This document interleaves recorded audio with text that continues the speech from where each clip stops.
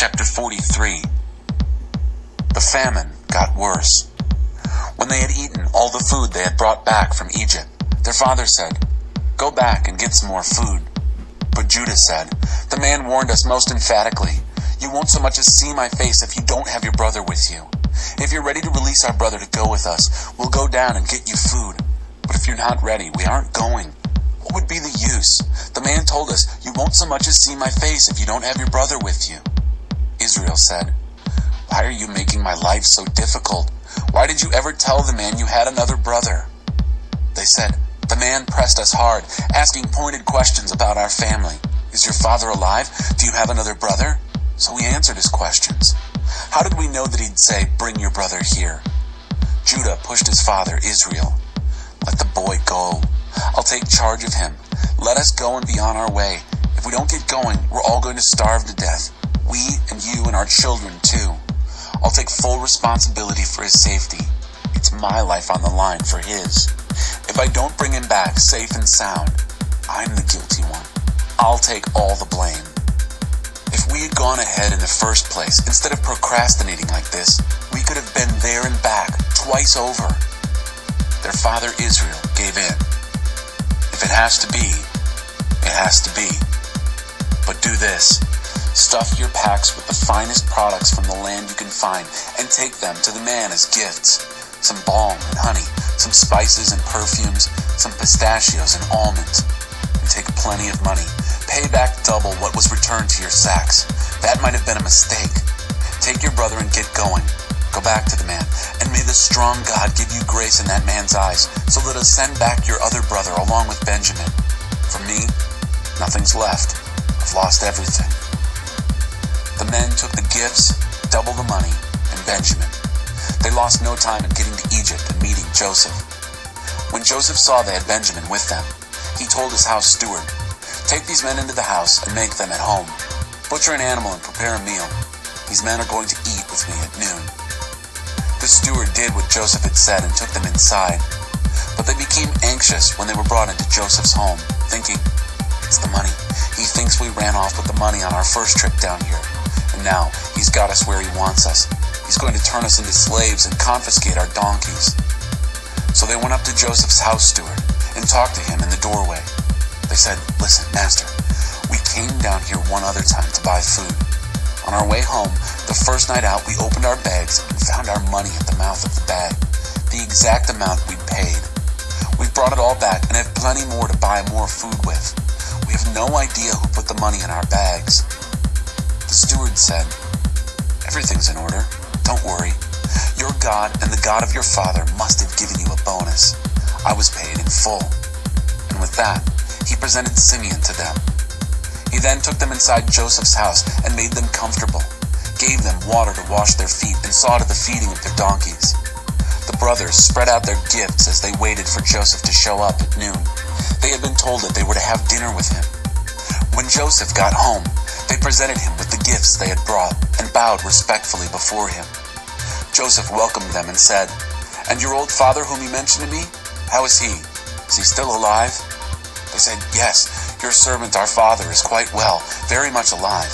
And they again bowed respectfully before him. Then Joseph picked out his brother Benjamin, his own mother's son. He asked, "And is this your youngest brother that you told me about?" Then he said, "God be gracious to you, my son." Deeply moved on seeing his brother and about to burst into tears, Joseph hurried out into another room and had a good cry. Then he washed his face, got a grip on himself, and said, "Let's eat." Joseph was served at his private table, the brothers off by themselves and the Egyptians off by themselves. Egyptians won't eat at the same table with Hebrews. It's repulsive to them. The brothers were seated facing Joseph, arranged in order of their age, from the oldest to the youngest. They looked at one another, wide-eyed, wondering what would happen next. When the brothers' plates were served from Joseph's table, Benjamin's plate came piled high, far more so than his brothers'. And so the brothers feasted with Joseph, drinking freely. Chapter 44. Joseph ordered his house steward, "Fill the men's bags with food. all they can carry, and replace each one's money at the top of the bag. Then put my chalice, my silver chalice, in the top of the bag of the youngest, along with the money for his food." He did as Joseph ordered. At break of day, the men were sent off with their donkeys. They were barely out of the city when Joseph said to his house steward, "Run after them. When you catch up with them, say, 'Why did you pay me back evil for good? This is the chalice my master drinks from. He also uses it for divination. This is outrageous.'" He caught up with them and repeated all this word for word. They said, "What is my master talking about? We would never do anything like that. Why, the money we found in our bags earlier, we brought back all the way from Canaan. Do you think we'd turn right around and steal it back from your master? If that chalice is found on any of us, he'll die, and the rest of us will be your master's slaves." The steward said, "Very well then, but we won't go that far. Whoever is found with the chalice will be my slave. The rest of you can go free." They outdid each other in putting their bags on the ground and opening them up for inspection. The steward searched their bags, going from oldest to youngest. The chalice showed up in Benjamin's bag. They ripped their clothes in despair, loaded up their donkeys, and went back to the city. Joseph was still at home when Judah and his brothers got back. They threw themselves down on the ground in front of him. Joseph accused them. "How can you have done this? You have to know that a man in my position would have discovered this." Judah, as spokesman for the brothers, said, "What can we say, Master? What is there to say? How can we prove our innocence? God is behind this, exposing how bad we are. We stand guilty before you and ready to be your slaves.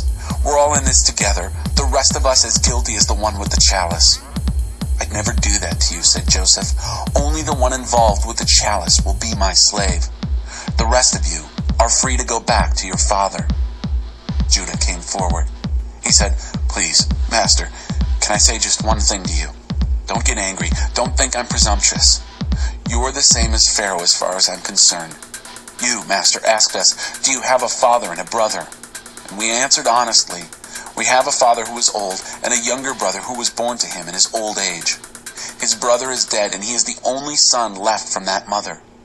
And his father loves him more than anything. Then you told us, 'Bring him down here so I can see him.' We told you, Master, that it was impossible. The boy can't leave his father. If he leaves, his father will die. And then you said, 'If your youngest brother doesn't come with you, you won't be allowed to see me.' When we returned to our father, we told him everything you said to us. So when our father said, 'Go back and buy some more food,' we told him flatly, 'We can't. The only way we can go back is if our youngest brother is with us. We aren't allowed to even see the man if our youngest brother doesn't come with us.' Your servant, my father, told us, 'You know very well that my wife gave me 2 sons. One turned up missing. I concluded that he'd been ripped to pieces. I've never seen him since. If you now go and take this one and something bad happens to him, you'll put my old, gray, grieving head in the grave for sure. And now, can't you see that if I show up before your servant, my father, without the boy, this son with whom his life is so bound up, the moment he realizes the boy is gone, he'll die on the spot. He'll die of grief, and we, your servants who are standing here before you, will have killed him. And that's not all. I got my father to release the boy to show him to you by promising, if I don't bring him back, I'll stand condemned before you, Father, all my life. So let me stay here as your slave, not this boy. Let the boy go back with his brothers. How can I go back to my father if the boy is not with me?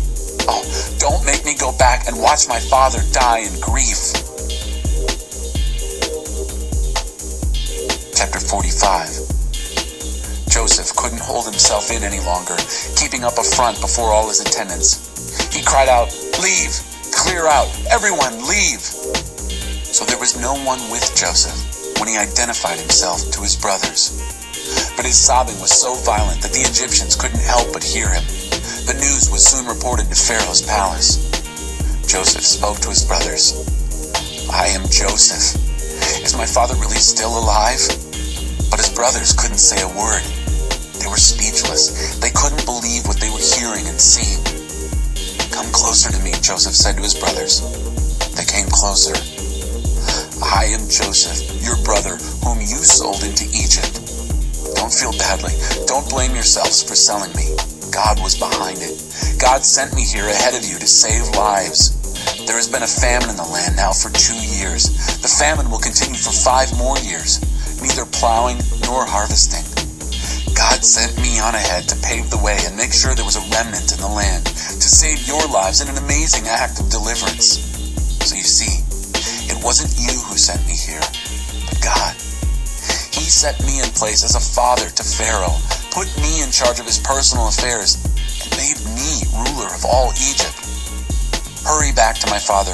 Tell him, your son Joseph says, I am master of all of Egypt. Come as fast as you can and join me here.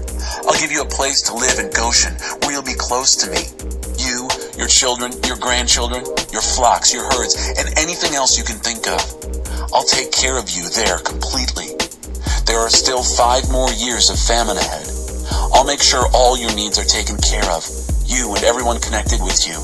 You won't want for a thing. Look at me. You can see for yourselves, and my brother Benjamin can see for himself that it's me, my own mouth, telling you all this. Tell my father all about the high position I hold in Egypt. Tell him everything you've seen here. But don't take all day. Hurry up and get my father down here. Then Joseph threw himself on his brother Benjamin's neck and wept, and Benjamin wept on his neck. He then kissed all his brothers and wept over them. Only then were his brothers able to talk with him. The story was reported in Pharaoh's palace. Joseph's brothers have come. It was good news to Pharaoh and all who worked with him. Pharaoh said to Joseph, tell your brothers, this is the plan. Load up your pack animals, go to Canaan, get your father and your families and bring them back here. I'll settle you on the best land in Egypt. You'll live off the fat of the land. Also tell them this, here's what I want you to do. Take wagons from Egypt to carry your little ones and your wives and load up your father and come back. Don't worry about having to leave things behind. The best in all of Egypt will be yours. And they did just that, the sons of Israel. Joseph gave them the wagons that Pharaoh had promised and food for the trip. He outfitted all the brothers in brand new clothes, but he gave Benjamin 300 pieces of silver and several suits of clothes. He sent his father these gifts: 10 donkeys loaded with Egypt's best products, and another 10 donkeys loaded with grain and bread, provisions for his father's journey back. Then he sent his brothers off. As they left, he told them, take it easy on the journey. Try to get along with each other. They left Egypt and went back to their father Jacob in Canaan. When they told him, Joseph is still alive and he's the ruler over the whole land of Egypt, he went numb. He couldn't believe his ears. But the more they talked, telling him everything that Joseph had told them, and when he saw the wagons that Joseph had sent to carry him back, the blood started to flow again. Their father Jacob's spirit revived. Israel said, I've heard enough. My son Joseph is still alive. I've got to go and see him before I die.